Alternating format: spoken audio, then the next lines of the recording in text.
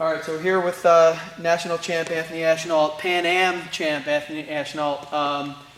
And I just wanted to talk about first, what's it like being like a full-time wrestler now? You don't have the burden of having to go to class and get grades now. You're kind of just training. What's that like? Yeah, it's like a dream retirement job. I feel like, I feel like I wish I could have this job when I'm older in life. It's very relaxing. I got a lot of downtime, but at the same time, it's a lot of mental work, when you're not, even though you might be only practicing once a day, some days you're off completely. At the age I'm at in my sport, you have to be smart about the training that you're doing. So even when I'm not at practice and I'm home, the profession I'm in takes a lot of mental reps, a lot of watching film, a lot of breaking down how your own, not just wrestling's going, but how your own actions, how your own social life is, and any kind of adjustments that you can make to make your life easier and not make winning easier. You never want it to be easier, but give yourself a better chance at winning and getting that chance to represent the United States, make the Olympics and win the Olympics, which a lot of guys on the competition field that I'm competing in right now or after, everything's got to be on point. So it's a dream job, but along with it, it takes a lot of mental work, a lot of inner strength to be able to keep going at this point in my career. That's awesome. Where are you spending a lot of your time training at this point? It's 2020 March. Yeah. I mean, before we got quarantined, where were you working out a lot? I was training before we got put into quarantine at Rutgers every single day, pretty much, twice a day. Some days lifting there with Coach Mike DeMarco and wrestling there with either the Rutgers wrestling team, or I would have a separate practice with the NJRTC with Reese Humphrey running it, or Donnie Pritzloff or Coach Pollard put me through a one-on-one workout. I was doing a lot. The Olympic trials were set for April 4th and 5th, and I was qualified from winning Pan Am's championships. So I was really gearing up for that tournament and starting to get ready to peak, almost starting to deload and take a workload off to start getting my body to feel extra right for that tournament. But Mother Nature took its course, and we all know what's going on now. So since then, it's just been taking it day by day, not staying in the shape that I was in, but just almost like staying ready so I don't have to get ready right now. Taking it day by day. I'm lifting still, I'm wrestling still, but it's more day by day. Your body feels good, feels like a yellow light day. Let's take a yellow light. If it feels good, green light, let's full steam ahead. Let's get after it today. If it feels like beat up, red light kind of day, waking up sore, beat up, mind's not right, let's take a day to adjust, watch some film, relax, which is hard to do because it's really boring right now when you're just not doing anything all day. It's right. I got to get some push-ups or pull-ups or something. Well, I mean, theoretically, you would have been 3 weeks out from a gigantic wrestling tournament, right? And yeah. that was kind of, for you guys and for all the NCAA athletes in every sport, was kind of taken away. So, like, how was the first week after finding out that none of that was going to happen? How did that look? That was, when we didn't have a set date on when the Olympics were going to be. The Olympics were still on at that point, but the trials were canceled. Is that the time frame you're thinking? Yeah, so you finished up the Pan Ams. You obviously had a great weekend of wrestling, and then you came back and you found out, okay, now there's not going to be trials, right? So how did that first week look? That first week was kind of stressful, man, because for me personally, I'm going from a weight class 70 kilograms, 149 in college, to 65 kilograms, 143 and a little change for the weight class. So on top of all my training to get better at wrestling and my lifting to get stronger, I was also preparing to have to drop a weight class. So I was dieting, making sure I was putting the right things in my body, pretty much only drinking water, coffee, a little electrolyte mixes, but I was super disciplined in that aspect. So not that it took a lot out of me because I was excited and I wanted that opportunity, but when you feel like you're training for nothing, when all this stuff started getting taken, it was a lot harder to have that motivation to be like, okay, like, you're gonna make 143 in 2 weeks, 3 weeks, or not have to do anything. It's like, when is the Olympics gonna happen? Is it not even gonna happen? So it's like you have a lot of those thoughts, and as an athlete, it could be a little depressing going through those times. But whenever I had negative thoughts, I just kind of combated them with doing like little 30, 40-minute workouts. I got a great little gym at my house, so I was able to stay on track, took it day by day, and just try to stay as positive as I can until we got some answers. And we still don't have all the answers, but a little bit more clarity that the Olympics will hopefully be pushed to 2021 summer. and the trials we have to assume will be around like 6 months before that. So late 2020's calendar year, early 2021 calendar year, and that's really all we could expect right now. You know, the biggest thing is to stay healthy and try to curb this illness that's occurring in our world, you know, and doing our part as individuals with that. So we have to respect that, and there's some things you just can't control, and this is a lesson in that. You know, no matter how much work you put in, no matter how many things you do right, sometimes the cards aren't in your favor. You know, with the NCAA guys that got their season taken from them, their postseason, which most guys, sometimes it's the only thing you look forward to all wrestling season, get that taken from them. I'm sure some of those guys did every single thing right. They trained their butts off for the whole careers, and it's just taken from them. You know, that's a lesson that nothing's guaranteed. You know, everything could be taken from And you know, that's a good segue. I was going to do a cut, but you said something there, and this is really what I wanted to ask you about. Here at the club, we spend a lot of time dealing, as you've discussed, with the mental aspect. We have a lot of really good wrestlers that work really hard, but sometimes, as you've learned, you hit a speed bump, or your ego takes a blow, and that self-doubt starts to creep in. And I know you came through some really big injuries that you had already made All-American twice, and then you committed to getting your body right. Was there moments where you weren't sure if this was going to work out? Yeah, a lot of times. Is there a second part? Sure. Yeah. So there's a few questions. So first is, who did you lean on during that time? Who were the people that you depended on to talk to open up to, that helped you get through those rough patches? Right. So I'll just take you guys through a little bit of my journey through those times. Like I was able to complete my junior season, and I was an third-time All-American after my junior season wrestling with Rutgers, and I was battling with a knee injury that was bursa sac, constantly drained it like 8 times that season, kept blowing up. Finally took like 2 months off after the season. It kind of went away a little bit. Nick Soriano starts coming into town because he wants to transfer to Penn State. So I get really excited. I'm like, we got to get this kid to be. For me at the time, you know, we were bringing in different partners. Tyler Graff was working with different colleges, but we would fly him in, and he would stay with me for a week, 2 weeks at a time. Like, I needed training partners. So I was excited Nick was coming to town. I was like, okay, my knee's feeling better. I'm going to start training. And then all of a sudden, the university tournament started, was like 2 weeks away. Akron, Ohio, university's big tournament for college guys. I was excited that I was wrestling with Nick every day. I was like, if not beating Nick every day, it's like very competitive. I feel great. I'm going to go to universities, win a national title there, represent America for my age group. That was the plan. But I went to the university tournament, and then I ended up hurting my shoulder way worse than my knee was banged up, tearing my labrum, mostly all my labrum and my bicep tendon, getting surgery to repair that right after that. And at the same time, since my knee was banged up for so long, I just got the bursa sac removed, got that surgery as well. So I had 2 surgeries, walking around with a shoulder and knee cast. So during that time frame was probably the hardest time to come back to wrestling. I battled a lot of thoughts, like I was graduating college, undergrad. I was like, I could just move on with life, kind of coach where I want to coach, whether it's youth, high school, college, wherever it is, and I could find my place in that. I just didn't really, there was points where I didn't think I wanted to compete anymore. I didn't have that hunger because everything was kind of, in those few weeks right after surgery, you can't do anything. You're laid up, you feel like a noodle. Both important body parts felt like a noodle. I was like, there's no way like I could get back to where I was. And those were a little down times in my first 2 weeks, 3 weeks of recovering from surgeries.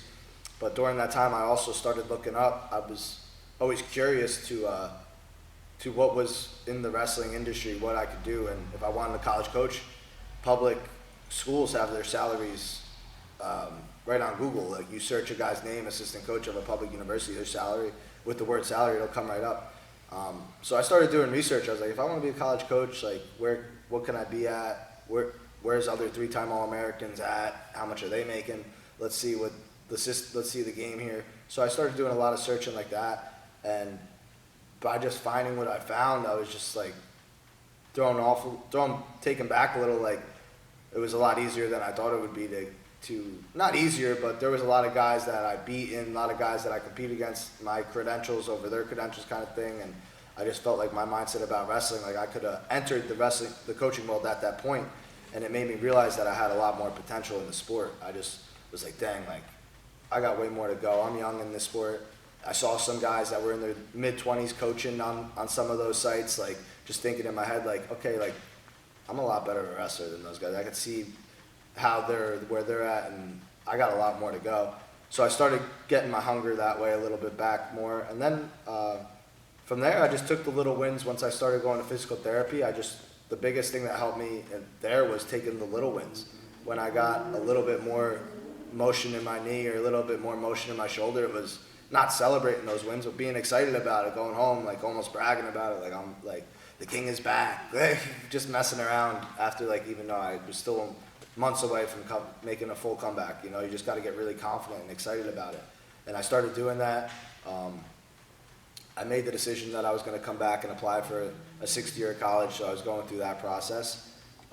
But the biggest people I leaned on were my family, who always were positive. I don't think my parents believed me for a second every time I told them that I didn't want to wrestle anymore. My girlfriend was a huge help for sure, and I was open book to her. But people I wish that I could go back and maybe be more open with were like my coaches. Like I was mostly a closed book to them, and probably for the most part still in that aspect. I wish I could be more open, because the more open I am and the more honest, open communication I have, whether it's good, whether it's bad, for me it always creates a better long-term vision, long-term plan, and all kind of short-term and long-term success. All are big positive outcomes from just open, honest communication with them.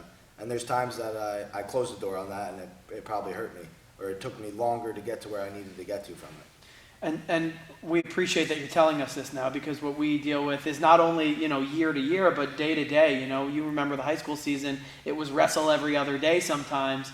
We have kids that are flying high and then they take a big loss or they have a bad match, and they are now almost going through that whole process in 48 hours instead of 12 months. So opening these lines of communication, what would you recommend to a high school guy who's just, the balloon has been popped in the middle of the season and he doesn't know where to go? Yeah. What would you tell that guy?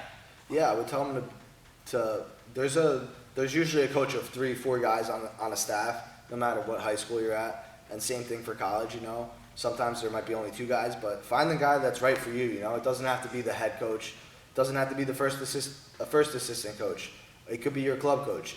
It could be someone related to the program that's an alumni, or maybe a former wrestler. You have to have someone where you could be open and honest with, that could maybe relay that message up the chain.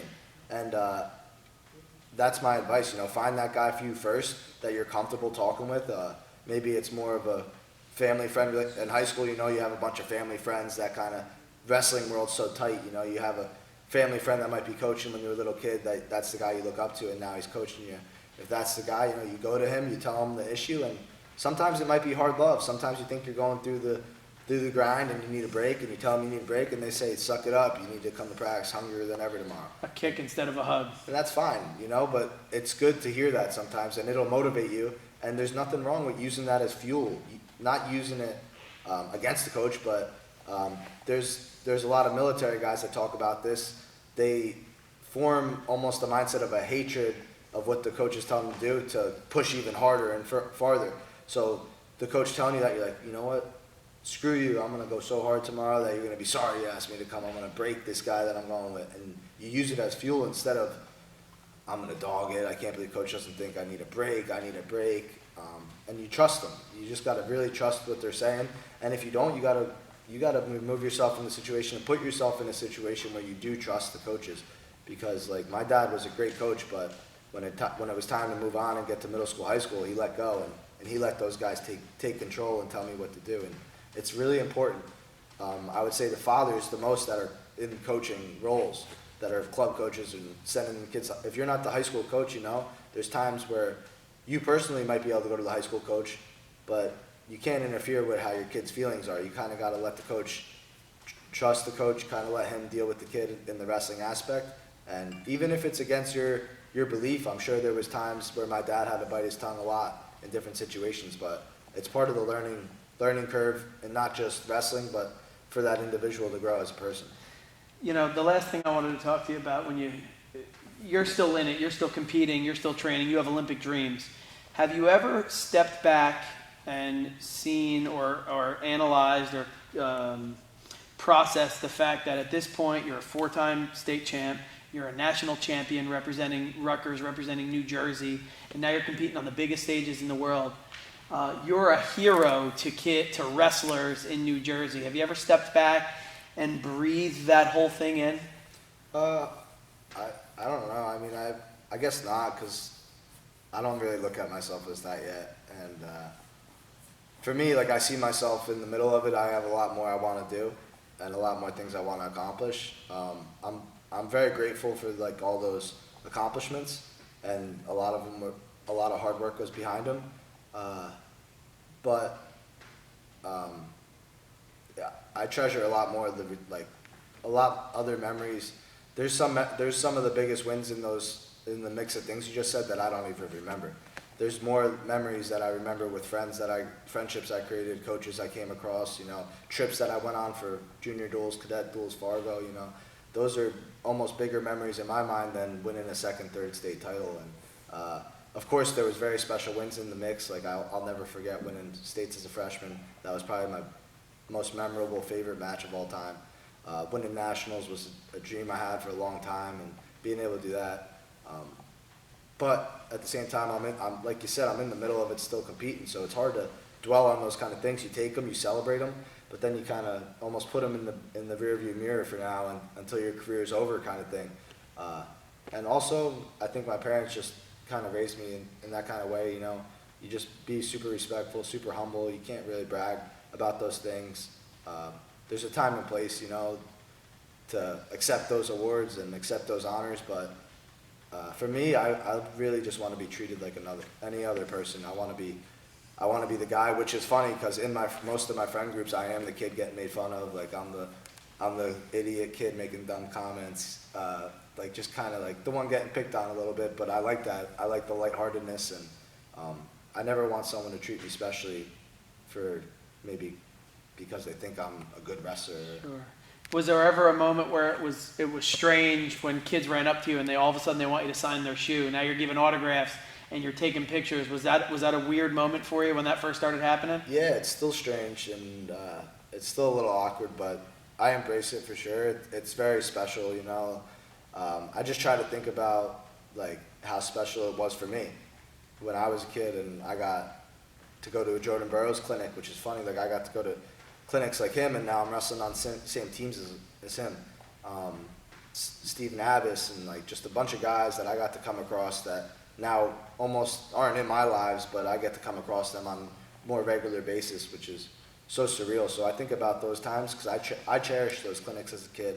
I was excited to come to Short Thing whenever they had a college guy in the room, coach coming in the room, and all the other places that allowed me through their doors that had amazing opportunities with guys that I thought were superstars. I was a huge wrestling fan, so I wasn't watching as much MLB baseball, NFL football, NBA. My superstars were wrestling superstars, man. I looked up to Cal Sanderson, John Smith, like Dake when he was in college, Taylor, guys. And when I was a little kid, I looked up to South Plainfield High School and guys my brother wrestled with. My dream was to wrestle under the light and run out to the Center of Eternity by Ozzy Osbourne. Like, I just have had a lot of respect for people I looked up to, and that's who made me want to accomplish so much great things in this sport. So to have the honor to have like kids come up to me and think of me in that way is just like, it's like crazy. It's full circle. I feel like, not that I made it where I want to made it, but like if my career ended today and got taken from me, like there's nothing really to hang my hat on, man. I feel great about it. A part of my journey is to touch as many lives and make it positive like a positive memory in their mind about it. Come across as many people as I can, kind of create a platform where kids look at me, they want to wrestle harder, they want to score more points, they want to be happy about going to practice and excited about it. That's a bunch of things that I want to accomplish through my career. So, Anthony Ashnault, I thank you very much for your time. I'm staying 6 feet away from you, so I'm not going to come shake your hand. But anything else you want to say? No, thank you for the opportunity. Awesome. Thanks.